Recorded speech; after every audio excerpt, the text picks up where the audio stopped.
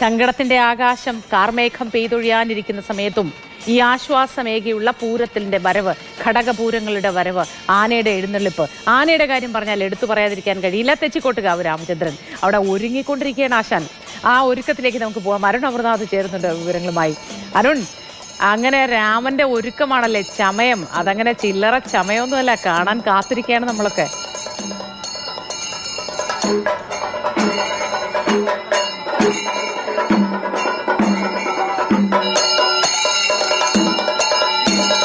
അരുണിനെ കേൾക്കാമെന്ന് കരുതുന്നു. അരുൺ പറയൂ രാമന്റെ ചമയത്തെ പറ്റി.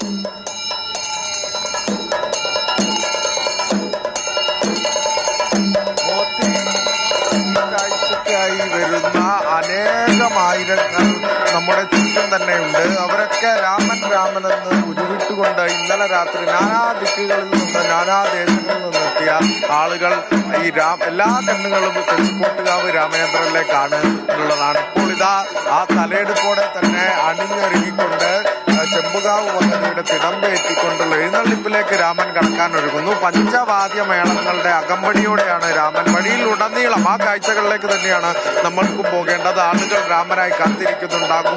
തെക്കേ ഗോപുര നടയിലേക്ക് രാമൻ എത്തുന്നത് വരെ രാമൻ അഭിവാദ്യം അർപ്പിച്ചുകൊണ്ട് രാമൻ എന്ന പേരുകൾ ഉരുവിട്ടുകൊണ്ട് അനേകായിരം ആളുകൾ തെച്ചിക്കോട്ടുകാവ് രാമചന്ദ്രൻ എന്ന ഒരു ബിംബം തന്നെയാണ് അത് ഇപ്പോൾ നിലവിൽ ചെമ്പുകാവ് ഭഗവതി ക്ഷേത്രത്തിൽ നിന്ന് ദേവിയെ ഇറങ്ങിക്കൊണ്ട് തിടമ്പേറ്റിക്കൊണ്ട് ആ എഴുന്നള്ളിപ്പിന് രാമൻ ഒരുങ്ങുകയാണ്.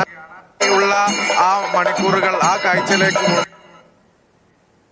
ഐക്യത്തിന്റെ കൂടി കാഴ്ചയാണ് തൃശ്ശൂർ പൂരം. ആ ഐക്യം ഒന്നര ചമയമാണെന്ന് പറയാതിരിക്കാൻ വയ്യ.